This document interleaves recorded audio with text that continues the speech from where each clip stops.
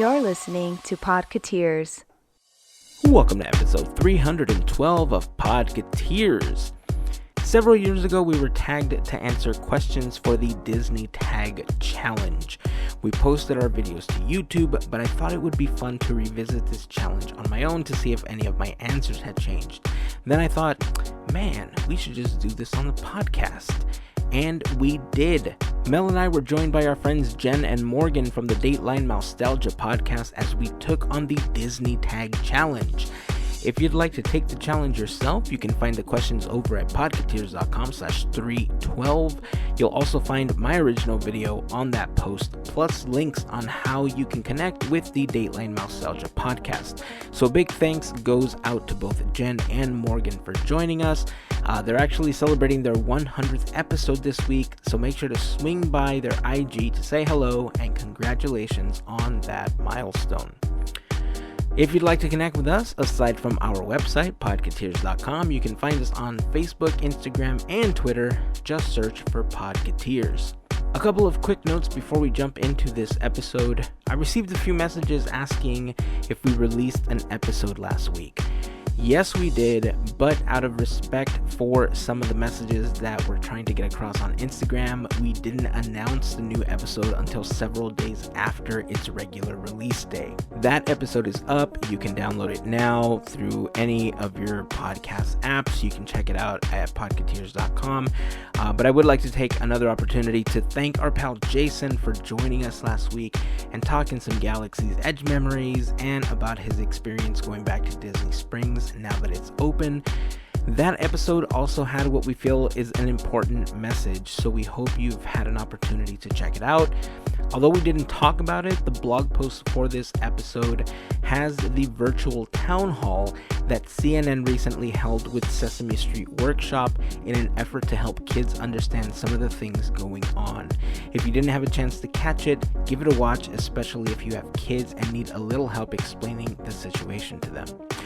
As one of the members of the FGP Squad, Latasha, said on her Instagram this week, make the work you've done over the past week a habit, not a hashtag.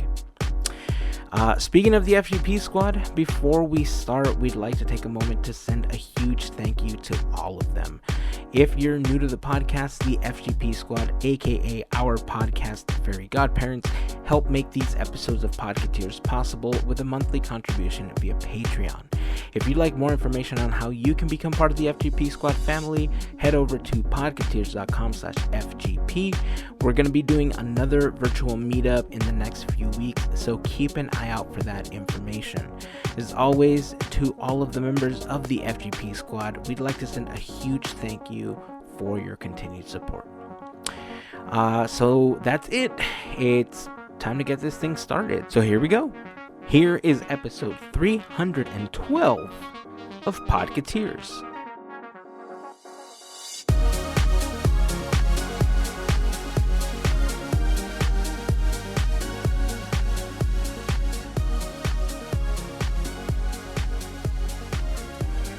All right, I'm super excited to have an opportunity to do this episode today because, several years ago, I was tagged by our good friends AJ and VJ. Back then they were Disney for Two. Now they're Escote Adventures after they got married last year. And on YouTube, they tagged me on something called the Disney Tag. And this was kind of floating around everywhere. Everybody was answering this series of questions, favorite movie, favorite this, favorite that.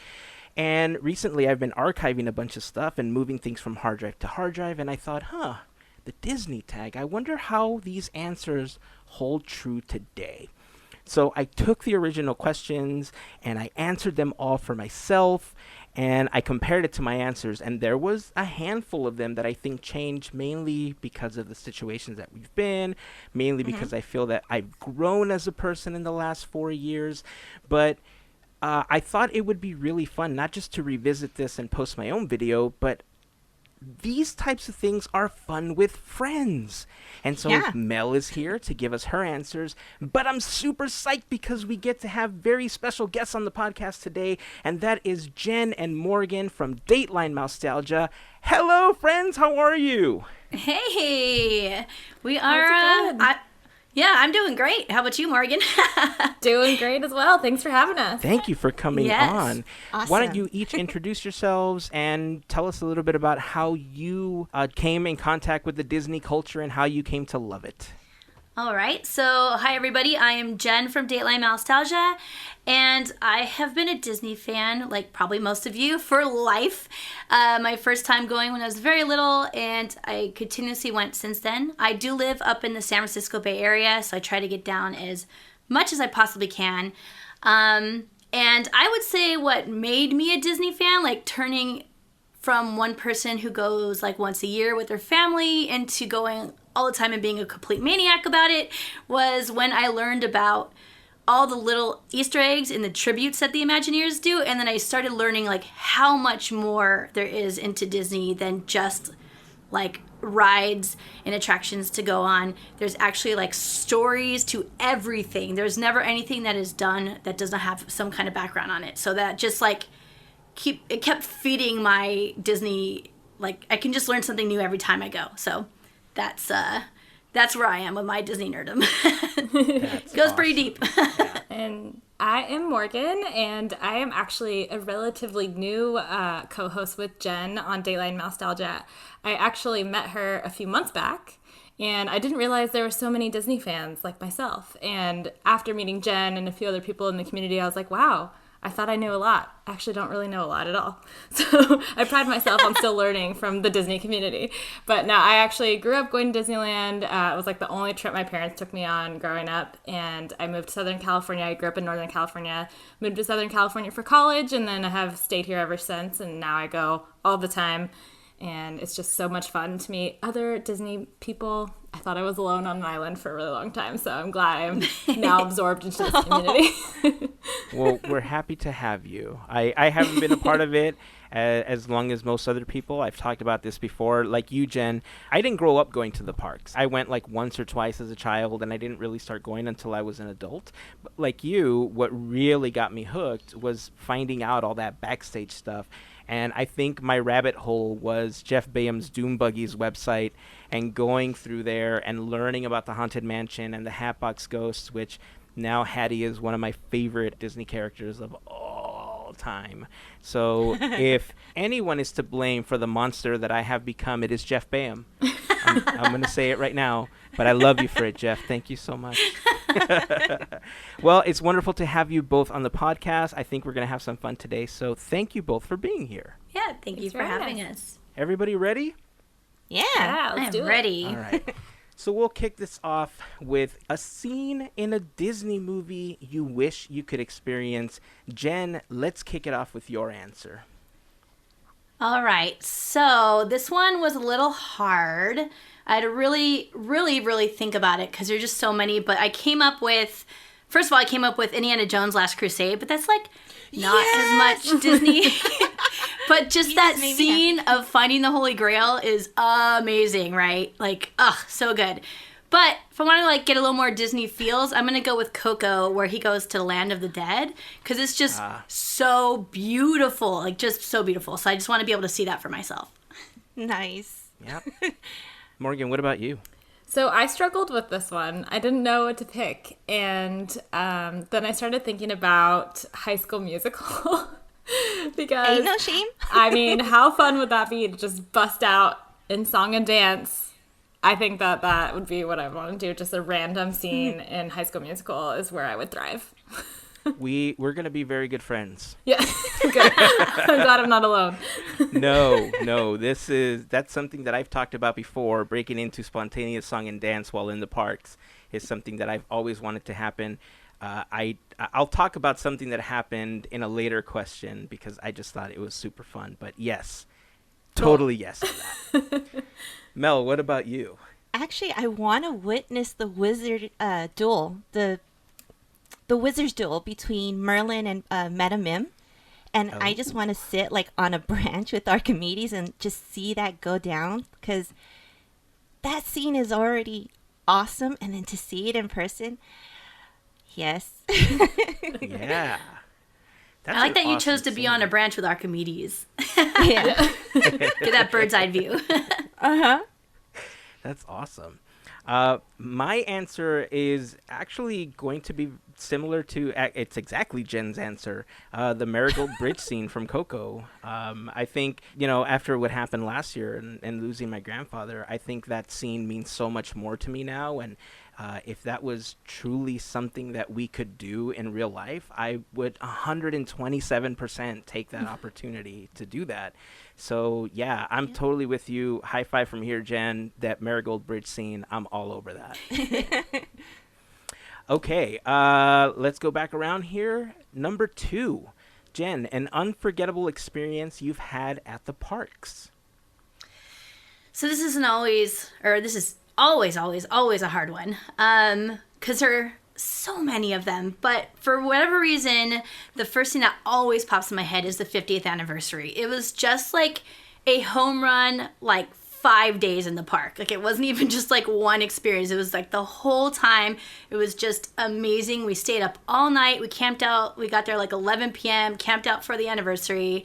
They handed us all free gold ears. Everyone's running down Main Street, high-fiving. It was just amazing. So that's definitely up there. Like, if not number one, it's definitely the first thing I think of. So it probably is number one. And then along with that, just any of those home run days where just everything goes right and magic just keeps happening left and right. Like, you're just like, wow, wow, wow. So those days. Nice. Morgan, what about you? So I apologize in advance to Jen because she's probably heard the story like 8 times at least by now, but I'm going to tell it again. Bring it. Yeah. So my favorite story, I was in, I think, 7th grade. We did a family trip to Walt Disney World, and I'm a Disneyland gal, I think, as well as Jen, but got to do a Disney World trip that year, and my mom was tired, so she went back to the hotel, but my dad and I wanted to stay out and go on Test Track one more time. And it was a 70-something minute wait, and my dad wasn't thrilled about it, but he was doing it for me. So we get in line, and we're not waiting more than 5 minutes, and a cast member came up to us, and she was like, "How many are in your party?" And we're like, "There's just 2 of us." And she's like, "Okay, follow me." We're like, "What's happening? Why are we following you?" She takes us through the exit and puts us right on the ride. And just for no reason, we get on it, and we're sitting, it's a three people in a row ride, and it was just me and my dad. And so there was this girl that sat next to us, and she got separated from her softball team, so she was just a single rider in that moment. And we go around once, and the cast member comes back to us, and she's like, "Go one more time." And we're like, "Okay." And that girl got to ride with us again.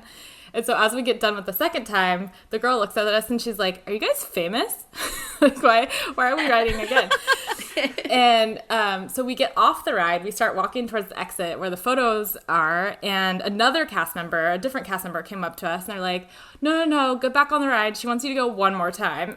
And my dad and I are like, "Okay, this is weird. Are you just going to keep us on this ride all day?"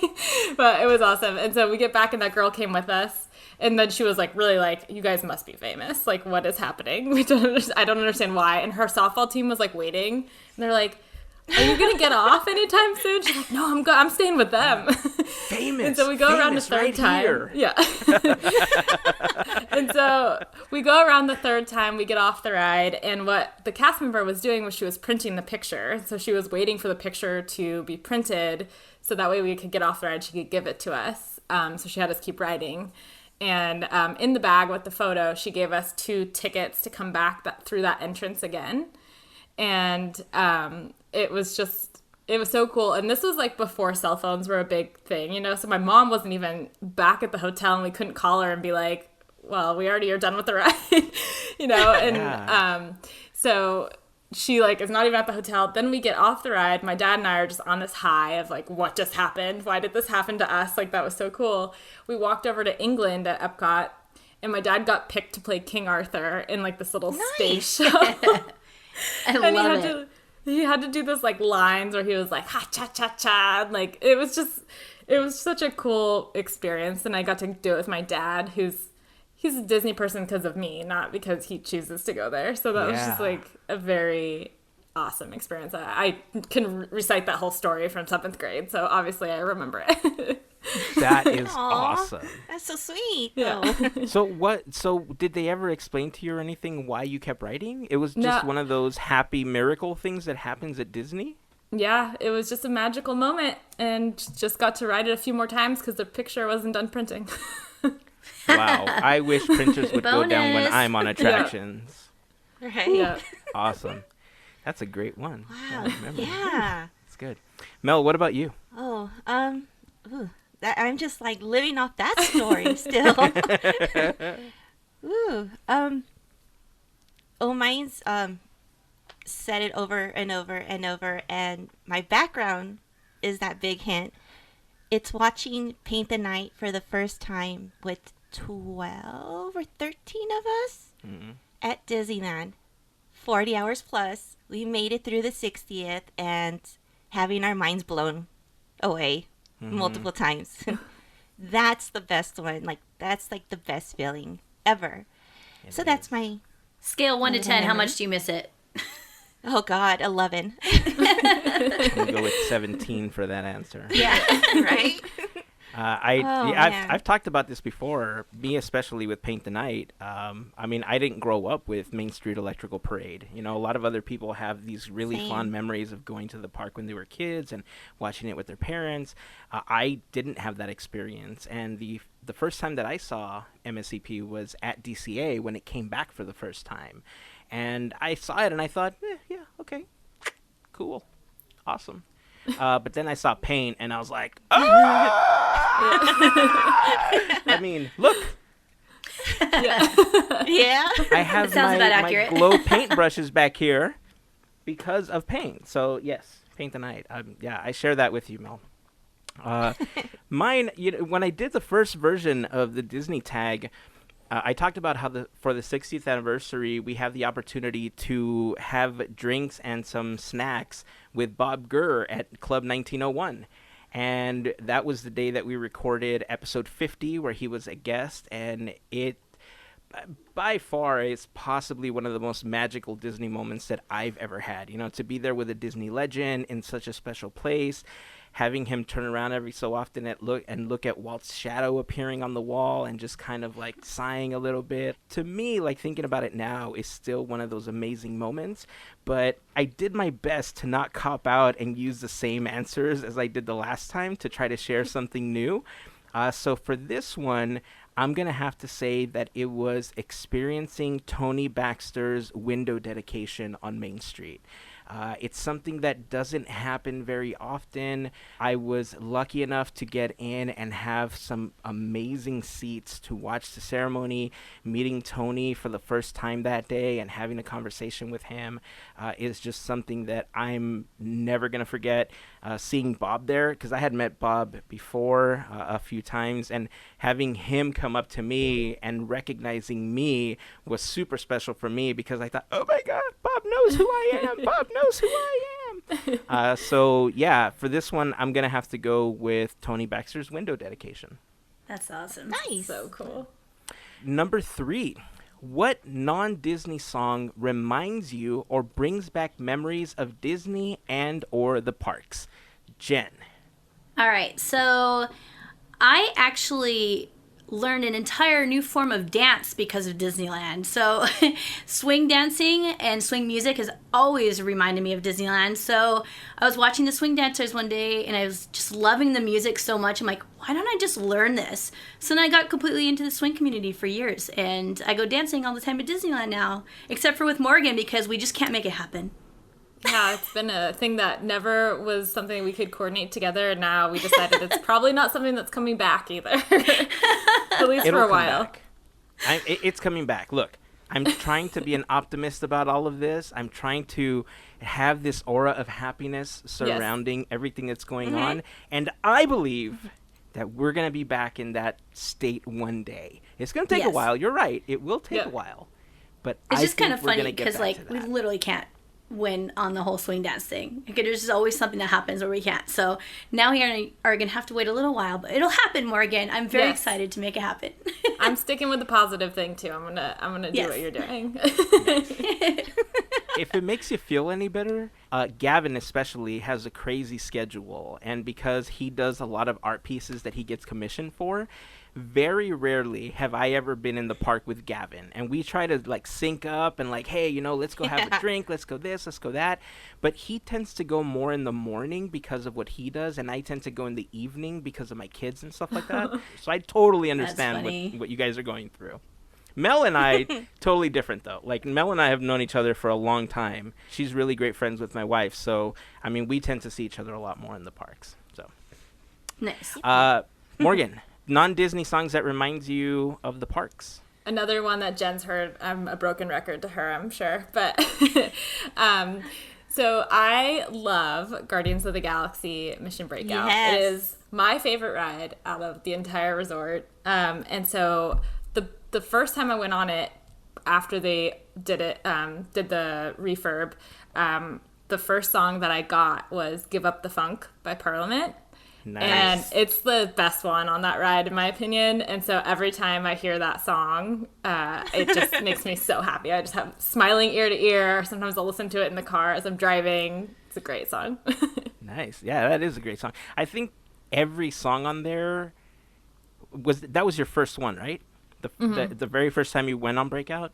I think everybody that rides Breakout for the first time, whatever song they got tends to be their favorite, because that was the experience that they had, right? Because that's how I feel about Freeride. Like I love every other song on there, but like I gravitate to Freeride because that was my first experience. So yeah, I'm so with you on this one. Mel, what about you? Don't Stop Me Now by Queen. Oh. And it reminds me of Pixar Play Parade and Guardians. Nice. Good choice. Good choice. I had one for each park. Because each one, like I hear them and it almost instantly makes me feel something different for each one. The last time I did this, I chose Immortals by Fall Out Boy and Wildest Dreams by Taylor Swift. Brief story on that one, just because they constantly used it for the 60th anniversary commercials that they were doing to advertise, and I just thought it was such a disconnect from what the song actually represents and what they were trying to represent in those commercials. But whatever, I wasn't a part of that team. So for Disneyland, because I love photography and because I'm always walking around taking pictures of everything, I chose Polaroid by Jonas Blue. It's just an upbeat, a catchy song. I think about it and think of running around with my friends, taking video, taking pictures, watching my kids run around, taking pictures of them. I think of all the times before we had kids that I went with my wife and just taking pictures and stuff. So that's the song that's non-Disney that I would choose for Disneyland. And for DCA, same vibe with you, Jen. Swing dancing. I don't do the swing dancing part of it, but I think swing dancing is just amazing. And the one non-Disney song that makes me think of the park is Dance, Dance, Dance by our friends from Fat Cat Swinger. They're just a fantastic band. If you've never had an opportunity to check them out, I think I took a video of that song when they were performing for the Festival of Holidays. If I find the video, I'll put it in the blog post for the episode. Check it out at podketeers.com/312. And if not, maybe I'll ask Marco if he wants to come on the podcast and we just talk about it. Oh, that'd be awesome. Are they not the best? I just love oh my them. God, they're so good. So much fun. So much fun. Gosh, so much energy. Like, so good. Yeah. And usually we're there. Usually I would be there watching them with Jill, and I mean every chance I'm surprised I haven't seen you. Like, we gotta like say hi and meet up, right? I'm there as much as I can be. The funny thing is that you probably have, but didn't recognize each other. It's such a small world. Like, there's people that I've met that I go back to pictures from 6 years ago, and they're in my picture. I'm like, hey, is this you? And they're like, yup. And I just met them officially like 3 or 4 months ago. I'm like, oh, hilarious. That's creepy in a way. Right. I'm gonna go with fun, not creepy, just fun. Okay. Next question is, when was the first time you went to a Disney park? So it was within, I think I was around 6 to 8 months years old. 6 to 8 months old. My cat is crying. Sorry about that. I was definitely a little baby, and I have this picture which is very cute. It's my mother, who she's long past and gone out of this world. But it's really cute because she's holding me as a little baby on Snow White, and the car we got says happy on it. And it's like, oh, it's like the sweetest photo ever. So anyway, yeah, that was my first time. Awesome. Morgan, what about you? I think it was 1994. I was about 2 when I went for the first time. My parents took me. And I also have a photo like that with my dad, so we kind of came full circle to the test track moment. But when I was 2, nice. I loved Small World, as many young children do, and I kept wanting to go on it, and I begged and pleaded. Apparently, I don't remember this story, but as soon as we got into the boat after a long hot wait in the line, I just fell asleep. And my dad had to ride the ride by himself. And there's just a picture of him carrying me out of the ride. My mom's probably just laughing at me because she just got out of that one. And my dad had to sit there and listen to the song that he just so much enjoys, I'm sure. That's funny.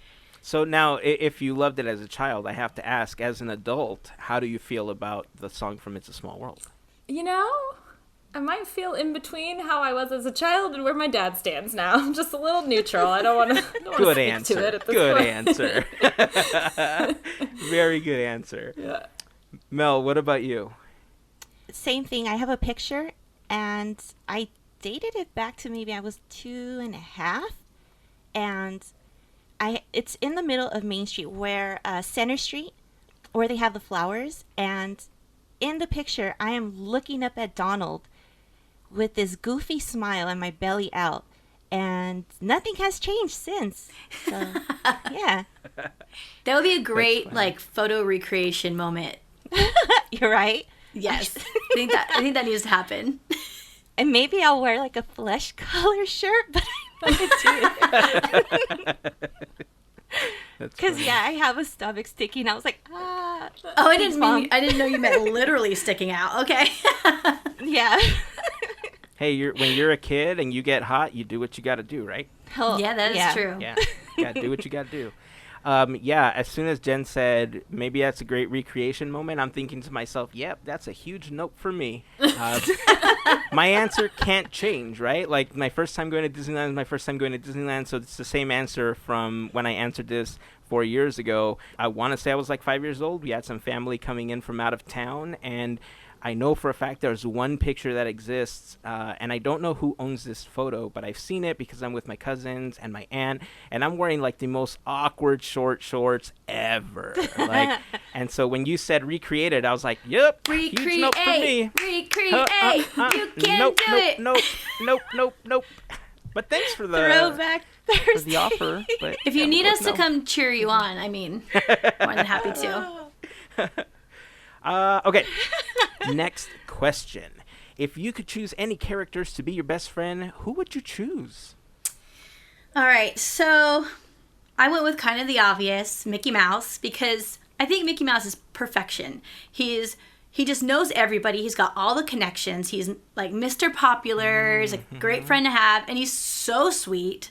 And he's so cute and like huggable. Huggy? I don't think huggy is the right word. Huggable. You know what it is for the intents and purposes of this? Yes, huggy is a word. Huggy. Okay, he's very huggy, and he lives in Disneyland, so I'm going to be hanging out with Mickey Mouse. Faux show. So that's a good one. Okay. It's a good one. Yeah. Morgan? I would pick Olaf. He'd probably drive me crazy after a while, but I feel like he's sweet and he's sensitive and he's also entertaining. So I think he's got it all, minus a little bit of annoyance that I'd probably have. It comes from a good place, hugs. right? Yeah, exactly. So you wouldn't really be that upset about it. Yeah. Right. You might have to keep fixing that carrot. Yeah, the carrot. I mean, you'll get used to it. It's just part of the whole process. Yeah, exactly. Mel, what about you? Maleficent. I want a dragon by my side. Wow. Nice. That's it. It's smart. Yeah. I want to be devil's advocate on this backup. one, though. So Maleficent, you want a dragon by your side. But what about the evil part of Maleficent?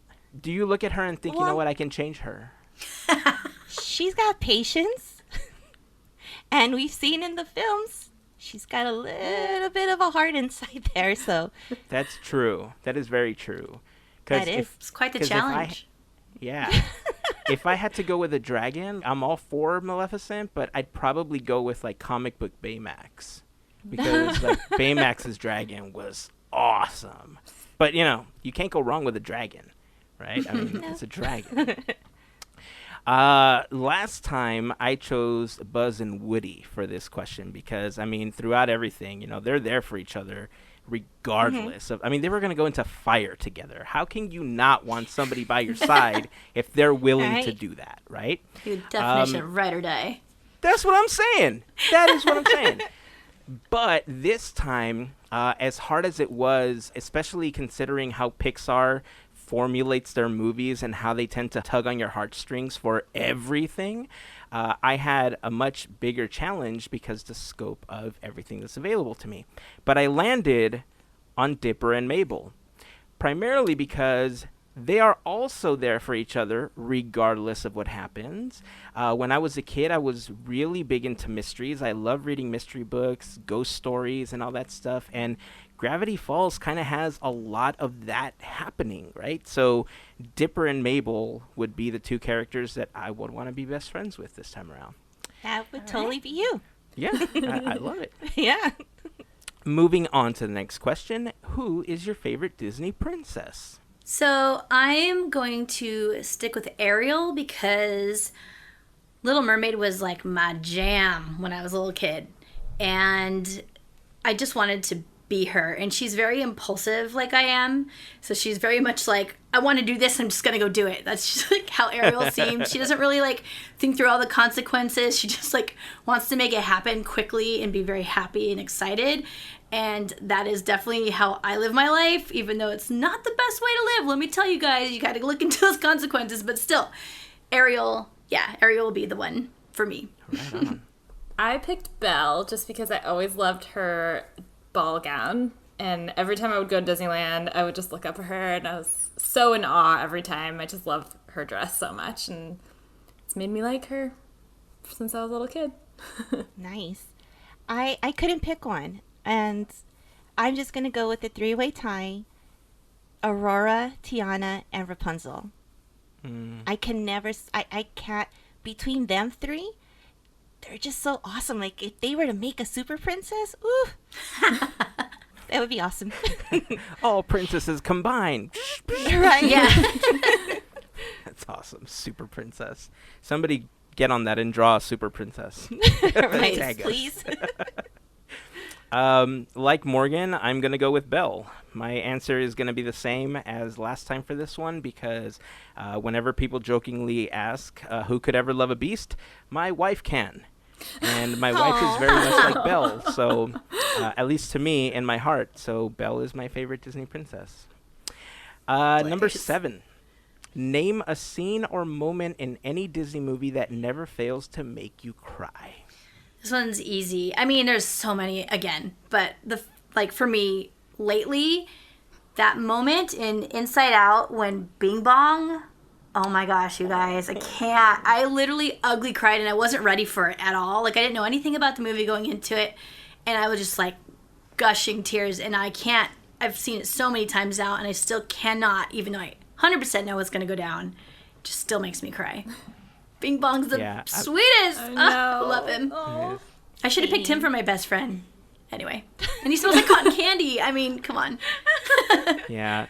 I would want to take little pieces of him and enjoy the cotton candy. That's the problem. Yeah, that'd be dangerous. Maybe not. Yeah. He's probably Morgan, really what sticky about all you? the time. Anyway. Oh, yeah. Sorry. I never thought about that. On a hot day, he would be all sticky. Yeah, it'd be really gross. Don't bring him to Disneyland in the summer. Yeah, I'm not taking him to There you parks go. ever. Take him in the winter and when it's not raining. That's also dangerous. All right. I had 2. It was a toss-up for me. So the first one I thought of, I actually was packing up my summer, I was packing up in the summer to go to college when Toy Story 3 came out, which was very relevant to that movie. And I remember going to see it with my mom, mistakenly, right before I moved away for college. And I remember she was sobbing. That made me start crying because it was like very relevant to like my life at the time. I don't know if I would have the same effect watching it now. I haven't watched it probably since then.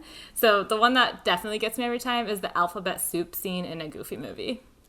That one is just Yes. Oh, yeah, that's such a good scene. Oh, It's a good one. Oh, see, now I'm thinking about it.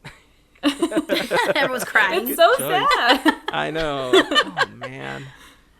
Think of Powerline. Get happy, get happy. Yeah. Right? Mel, what about you? I can't get through the scene where Miguel is singing to Mama Coco for the last time. That's the hardest part. And I'm so sorry if you guys are crying. Trust me, I'm holding it up. I'm holding it in. Yep. Yep. Yeah. I'm not going to say much more than that's exactly the same scene for me now.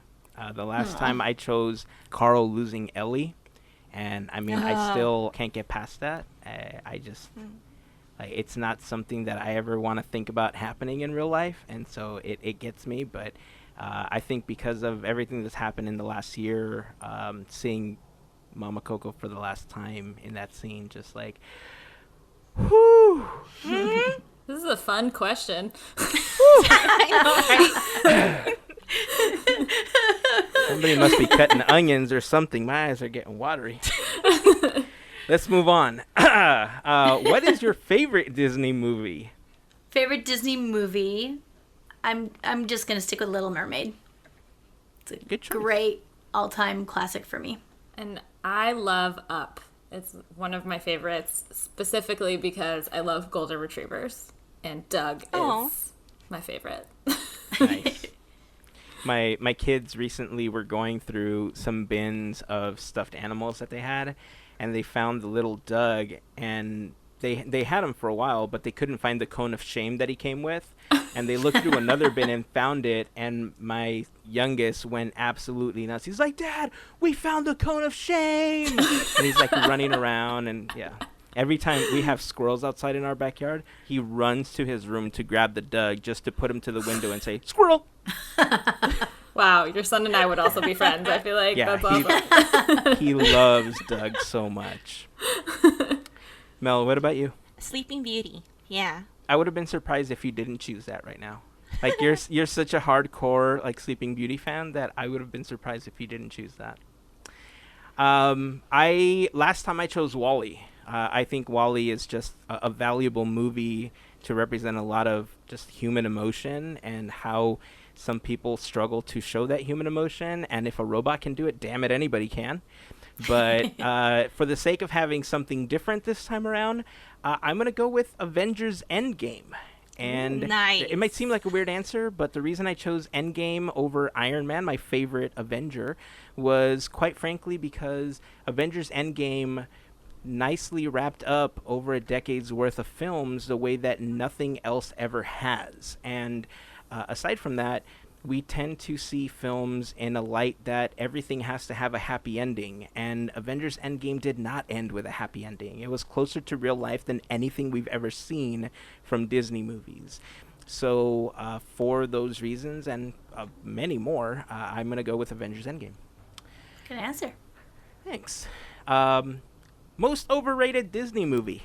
I might get hurt for this one. But Frozen. It's just, I just don't, I don't get it. I liked it. It's good. It's good. But it's not amazing. Mm-hmm. Mm-hmm. We're going to be good friends, Jennifer. You're probably not alone. Morgan? Okay, so I just talked about how I love Belle, but I think that the live action remake is super overrated. I'm not into it. I don't like it. I'm not a huge Emma Watson fan, so I just, it's not my thing. Hermione shouldn't be playing Belle. You're not a fan of Autotune? Yeah. How dare you? How dare See, you? we all get along here. I knew I wanted to do this today. So, Mel, are you going to go with Frozen on this one, too?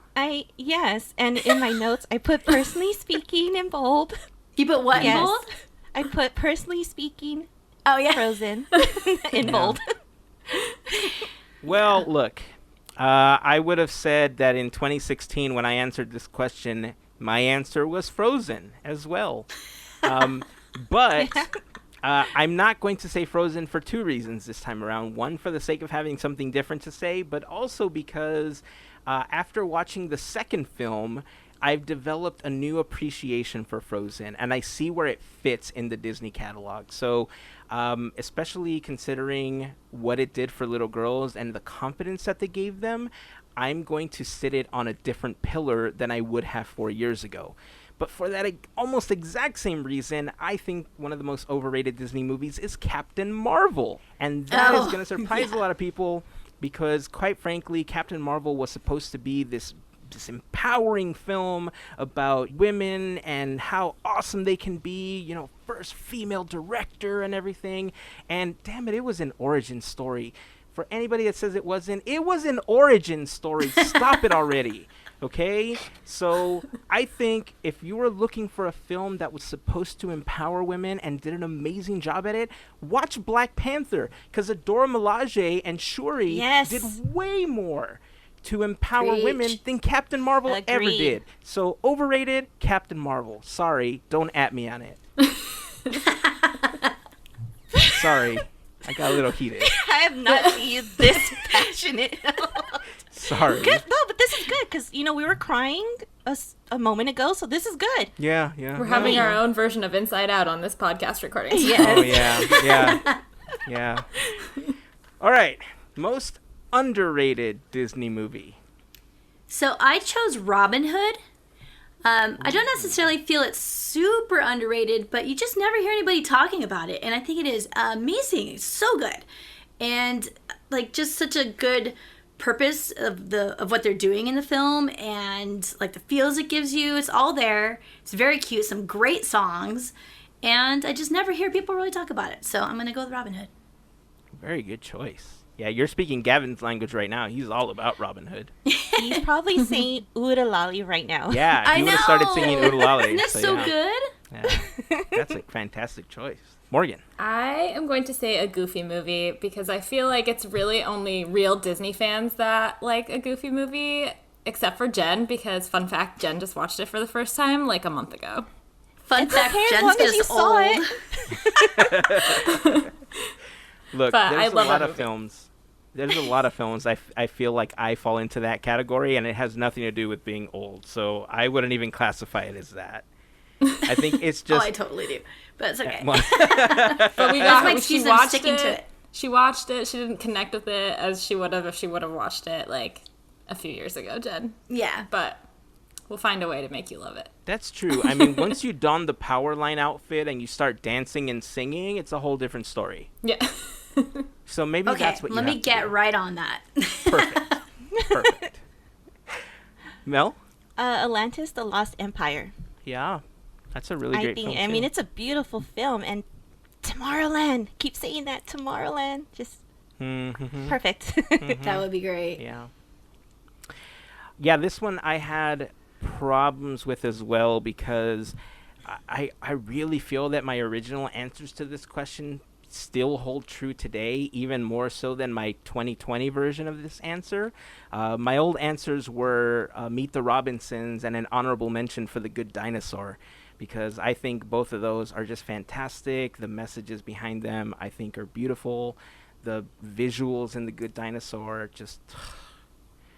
yeah, I can't get enough of it. But for this time around, I couldn't choose between two movies, so I'm going to give you a live action and an animated. I'm going to go with The Rocketeer for my live action because, quite frankly, in many ways that movie doesn't age well, but it's so good. I don't know if I can consider it a guilty pleasure, but I love it. And for animated, I'm going to go with Sword in the Stone. Yes! Why didn't I say that? Yeah. Fail. Thank you. Rocketeer is literally one of my favorite movies of Isn't it all great? time. I love it. And I was just recently on the Sounds of Disneyland page, and they have, like, The Rocketeer. I guess they played it in Tomorrowland in, like, the 90s or something. So it was in there, and I was, like, so excited to listen to it. Yeah. That's awesome. Yeah, I love it. That and Flight of the Navigator were two movies that I love so much. But I feel like Flight of the Navigator isn't as underrated as The Rocketeer is. So, that was the route that I took. My boyfriend makes so much fun of me for liking that movie, Flight of Navigator. Why? It's so good. It's a good one. So I think that one aged much more poorly than The Rocketeer did, in my opinion. It's just like, it's kind of cheesy, but it's really cute. My kids saw it for the first time a few weeks ago, and they were really into it. Oh, like, good. So it still speaks to the youth. Even I think it does. 40 years later or whatever. I'm still for it. I enjoyed it almost as much as I did the first time I saw it. Good. So I can't complain. Okay, so next question. What is your favorite Disney song? My favorite Disney song... What did I pick for this one? I can't even really remember because there's so many once again. It's okay to give honorable mentions, by the way. Right. So I went again with like the swing style. I Want to Be Like You from the Jungle Book. Oh, so good. It's awesome. Which is like such a good feel song. Ugh. Fun fact. I have been known to spontaneously break into song and dance singing that song walking down Main Street. Yes, see? Several occasions. I will join that flash bomb. I'm just saying. Yeah. This may happen. Actually, I didn't talk about this other moment. So, addendum to that, Morgan, when you were talking about the favorite moments thing, the other moment that I just thought was absolutely awesome was we were on the monorail, and I don't exactly know why, but we were joking around about something, and then I look out the window and I just went like, I can show you the world, and then somebody else sang the next line, yes! And then somebody sang the next line, and like before we knew it, the entire monorail train was like singing A Whole New World, and I was like, yes, you are my people. It was like one of the coolest experiences ever. So yeah, I love that. Not my That's so favorite, awesome. but yes, so awesome. So I'm known to spontaneously break into song and dance in the park. So, yeah. Sorry. Favorite Disney song, Morgan? No, I loved that story. I was like, wow, I want to be there on the monorail for that moment. So it's a current favorite. It's not something that I really would have thought of other than the fact that my boyfriend knows all the music to Moana for some reason, and he loves to also bust out in mostly song, not usually dance, to You're Welcome. And nice. So that's currently my favorite because I love to try and sneakily record him as he does that. So whenever I hear that song, it just makes me think of that, and then I hope that he will continue to sing it forever. Nice. So what you're saying is that your boyfriend is secretly a TikTok star and doesn't even know it. I think he might be. I might have to let him know. I'm on to him. Funny. That's funny. Mel, what about you? I went with an actual, I guess you would say this is an actual song you would hear at Disneyland. Only because I have it on heavy rotation right now. Otherworldly Concerto from the Haunted Mansion. Yes, please. Yes. That's been on heavy rotation lately. Where do they have cool. it playing at Disneyland? In the ballroom. Oh my god, I don't know why I was confusing it with It's okay. the It's haunted like the music box creepy ones from version. Disneyland Paris. Yeah. For I mean, the some whole reason I was Haunted Mansion is confusing creepy, it with but- the Just Disneyland like, version. I just want to sway to it. Yeah. Okay. I feel dumb considering that's my favorite attraction. It's okay. It happens. Yeah. We do it too. No, yeah. No problem. Yeah. Well, it's embarrassing because the last time when I was talking about this, music, I feel plays such a huge role in my love for Disney and just like in my love for everything, really. I love music in general. And I really feel that how I'm feeling dictates what I consider my favorite at the time. And so, like, the last time I couldn't choose between, like, Grim Grinning Ghosts and Steamboat Willie, because it's technically a theme or something. But then I was like, well, it's possibly going to be A Whole New World and I See the Light then that I have to choose between, because those are both amazing songs and they both give me the feels like no one's business. But if I think about it now, I've been trying to look back on like what makes me feel like Disneyland, right? Like what gives me like that sense of my life and Disney are one. And I would probably say that it comes down to the ballad version of Live the Magic, which was the theme and part of the Disneyland Forever soundtrack during the 60th anniversary. I just think it's such a beautiful ballad, and the way that it was orchestrated and put together, it's so Disney, but just connects on so many levels. Plus, the Disneyland band did like a great version of that when they were marching down Main Street. That was just so good. Like, you gotta find it and listen to it. Right? Mm-hmm. Gosh, I just love them. So, can I so add good. one also? Yeah. Sure. Specifically, like during this like time we're all going through, the Magic Happens theme song. I haven't even gotten to see the parade yet. Not once have I seen that parade because I just missed it before it closed down. And that song is so good, and I play it in the car. It gives me chills. I sing as loud as I can. It makes me a little like teary-eyed sometimes. It's just like, it's so good. Like Todrick Hall nailed it. Yeah. Nailed it. Yep. I have to agree. Were you there at the D23 Expo when he performed it live? No, I mean, I was at the expo, but I didn't see him perform it live. It was so good. Yeah, so we went to the parks panel, and it's on our YouTube channel. Oh, no, I'll it post the video. was! Never mind. She really likes that song, guys.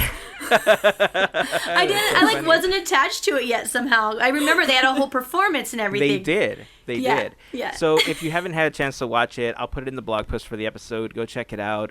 We did a whole vlog for that day, but it was one of the best performances because they announced him coming out, and the whole performance happened. And I'm like, this is the magic. I'm like, shut up, no way. It just like from the instant that it begins, the groove is just so well put together.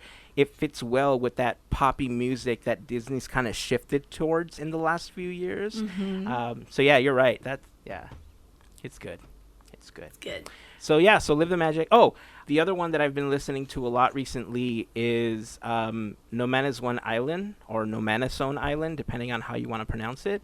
It's from the Inside Out soundtrack. Michael Giacchino wrote it. It's possibly my favorite song on that entire soundtrack. And I've just kind of played it, on a loop at times when I'm working because it's just such a calming song, and I love it. So anyway.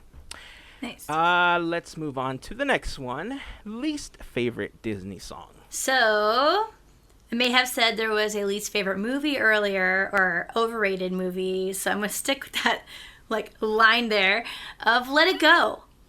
Let It Go just kind of got under my skin. It was kind of just too much everywhere. Everyone's children were screaming it out from every window in the planet. Just a little too much. And I don't like it because it's at a different octave than what I can sing at, so I can't even get into it. Like, it's too high, and then if I sing it too low, it doesn't sound good, and you can't be loud.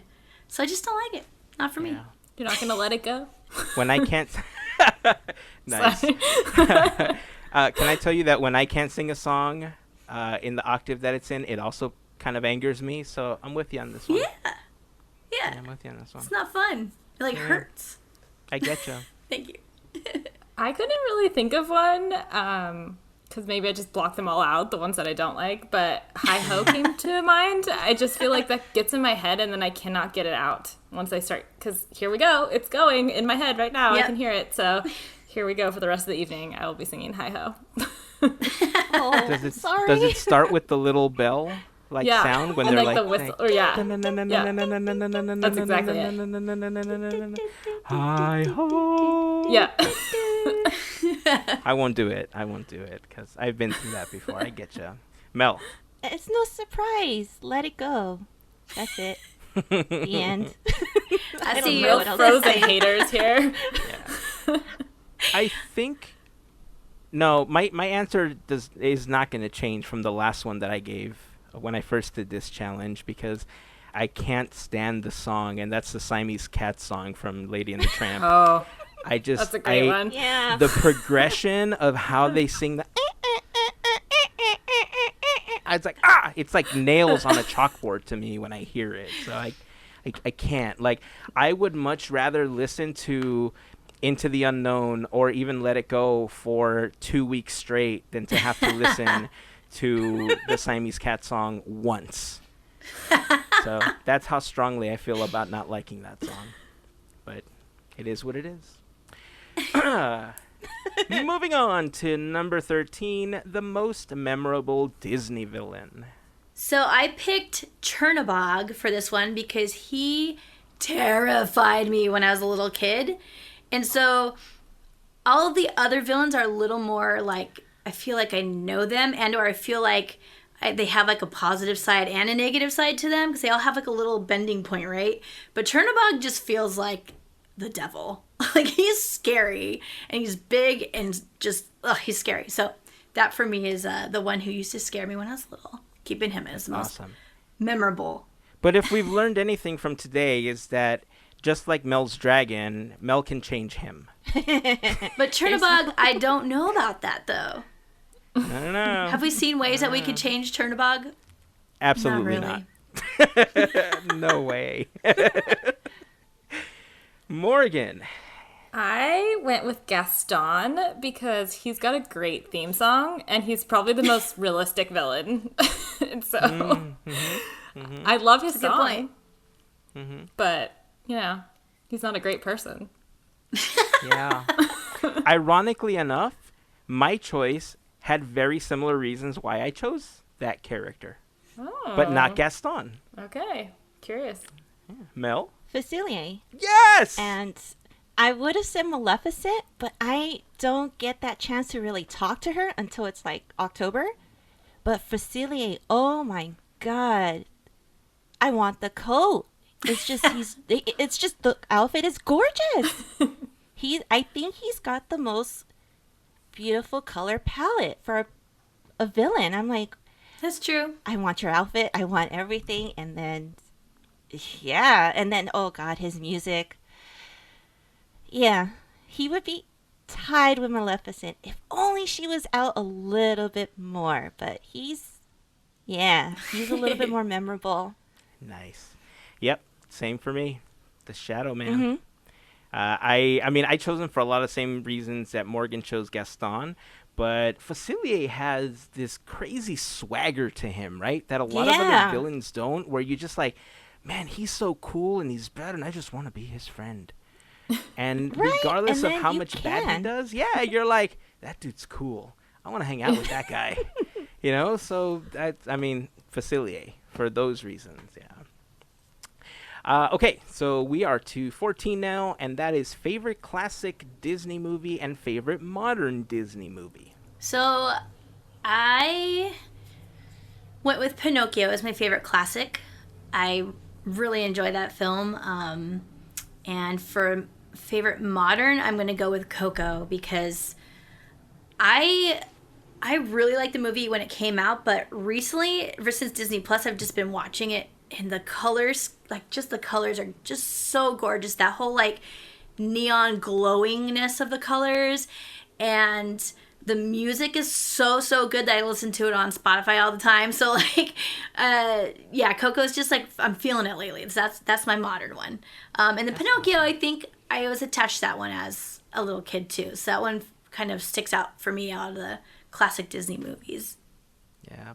Plus, think of how Pinocchio has kind of molded Disney fandom, kind of making When You Wish Upon a Star like the unofficial Disney anthem, or official Disney anthem to most people.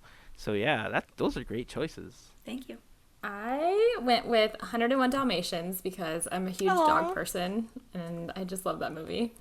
And then current day Moana because, again, I just love to watch my boyfriend sing the soundtrack. That's awesome. Is your boyfriend a musician, or does he just just love? He's far from it. He just loves Moana. You know what? Who doesn't? It has so many memorable scenes. The music is fantastic. High five him for me. I'm so on board with that. Yeah. Lin-Manuel Miranda really did a good job. So anything with him, I'm into. Nice. So is he psyched about the Hamilton stuff that's coming? He's not. I am. He will be once he hears it. He doesn't know it yet, but he is. No, I took him to see it. So he knows Hamilton, and I think he likes it, but he's probably not excited he'll watch it if I'm watching it. I bet you secretly he's watching it on YouTube or something, and you just don't know about it. I hope so. Yeah. Doing his what if he's brushing up on his lyrics so he could just burst out and he's gonna surprise bust you? it out when it comes out. See? Wow, See? David You really never has know. a lot to live up to after this Podketeers. He's gonna be like, who are these other two people you were talking to? It's like, no more podcasting for you. Yeah. No. That's funny. All right, Mel. I would say Sleeping Beauty, but I'm gonna bypass that. I'm gonna say The Sword and the Stone for classic, and for modern, Princess and the Frog. Yeah, it's a very good movie. Yeah. Very good movie. My answers are half the same as last time. I chose Cinderella as my favorite classic, and last time I chose WALL-E as my favorite modern film. But like Jen, I think Coco just did such a good job, color scheme and story-wise, and I just connected with that film on so many levels that I'm going with Cinderella and with Coco this time. Sweet. 15. Favorite Disney score. So again, my first thought was to go, which, like, not off Disney, because it's now Disney, but it wasn't Disney, is either Star Wars or, like, Indiana Jones or Nightmare Before Christmas, but those all, like, weren't originated, right, with Disney. So if I'm going to stick with... Preach. I know, right? So if I'm going to stick with original, like, Disney movie, I'm going to do Little Mermaid again. And Alan Menken is the bomb. So there it is. I can sing every lyric to every single one of those songs. That was like, I sang it more than I watched the movie for sure when I was little, and ever since then. Percussion, strings, wind, words. Yes, you want her. Look at her, you know you do. Can I skip ahead? Wah, wah, wah, wah. I love that soundtrack. It was probably the first one. Thank you. It was probably the first one that I learned all the way through. So Yeah, I'm I with think you so on this too. one. Yeah, that's fantastic. So good. Morgan, yours? I love the soundtrack from Toy Story. It's just like so positive and it's well done, and you always know it when you hear it. So I'll go with that one. It's true. Nice. I love that feeling of like you feel safe and happy when you hear pretty much anything on the Toy Story soundtrack. Yeah. Yep. Great Exactly. choice. That's such a good choice. Mel? This was kind of rough, but I'm like, you know what? I'm just going to go with Avengers and Pirates of the Caribbean. Ooh. This just, the way you're just pumped, and I hear it all the time from you, Heyzen, but yes, it's that feeling, so I get it. I love the Pirates soundtrack. Yes. So good. Now, just like Hi-Ho is in Morgan's head. As soon as you said Avengers, like in my head, I heard the violins just da-da-dun, dun-dun, dun-da-da-dun, dun-dun. I was like, dun, dun, dun, dun, dun, dun, dun. Plus, I know that Morgan and Jen share like this huge love for Thor prior to his changes. So I know that Oh, man. they would That may be appreciate leaning that. a little more towards Morgan, but It's mostly me, I think. But again, it is Thor pre-snap Are specifically. you sure? Because I mean, after Snap, dude Thor, pretty awesome. Yeah. He was the everyman Thor. Okay, so for this one, these are the ones I have the most of a challenge choosing because, like I said, music plays such a huge part in all of me. Like last time I couldn't choose between like WALL-E specifically because of Define Dancing or Finding Nemo because like I remember like the first time I held my son like Nemo egg from the opening credits of Nemo was playing through my head for some odd reason. And then like the Paperman score is just amazing. So there's so much to choose from. And ultimately I went with the Pirates score and theme because all around every single song has a purpose, right? But this time I didn't specifically go with a movie score.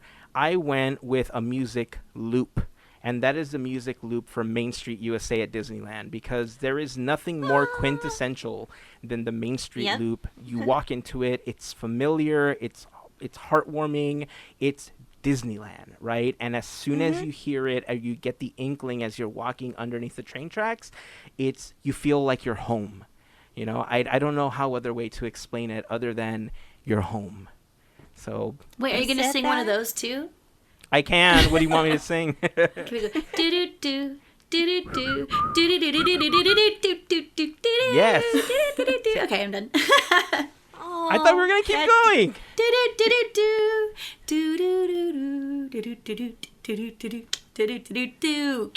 Oh, you smell that? You smell the vanilla? That was Do you smell awesome. it? I hear that, and now I'm smelling all the sweet smells of Main Street. You smell the Candy Palace. Oh, so good. There's that popcorn. Ah, you smell it? Ah. Nope, those are the horses. Oh, those man. are the horses. Nope. Yeah, I love that. Okay, final question of the Disney Tag Challenge.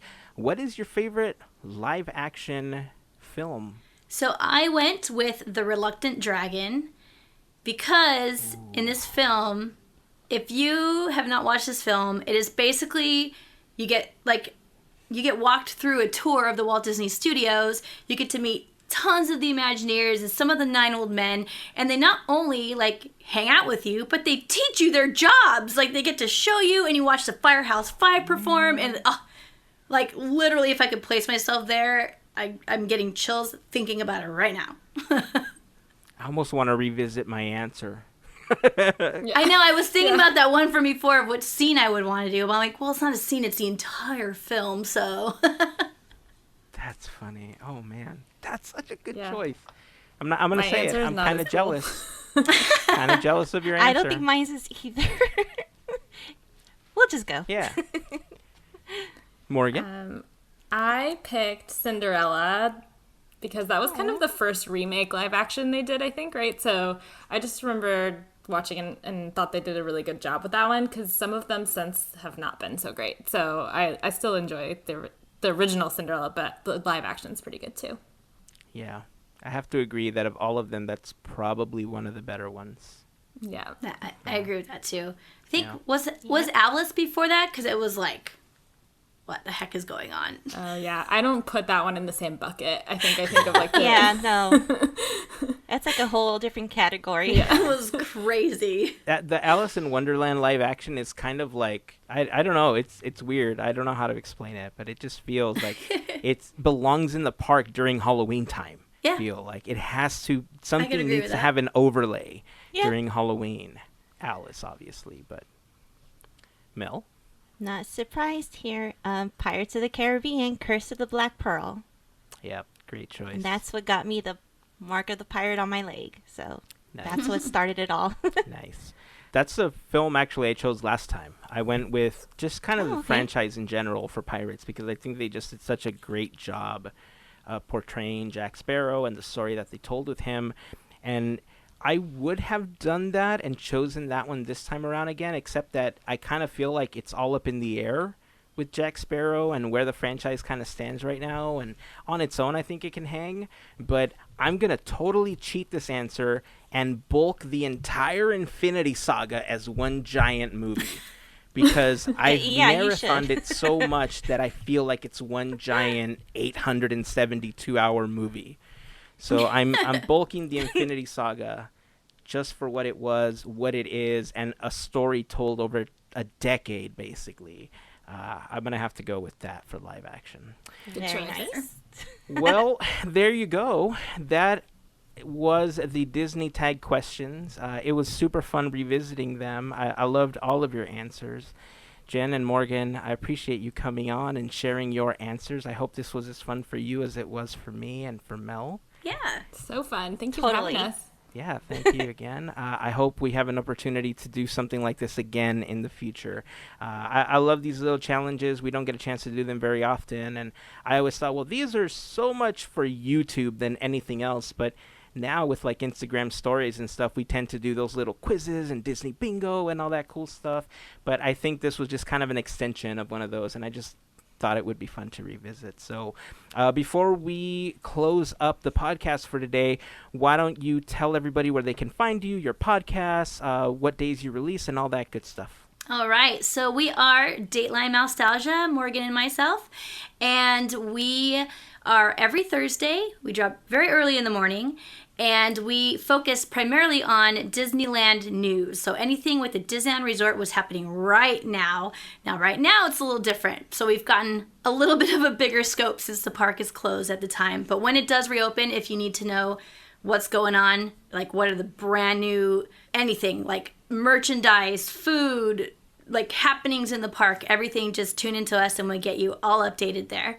And you can find us on basically anywhere where you listen to podcasts. We're on Stitcher and Spotify and Apple Podcasts, just everywhere. So yeah, give us a listen. Fantastic. We're hitting episode 100 this week, so we're pretty excited about it.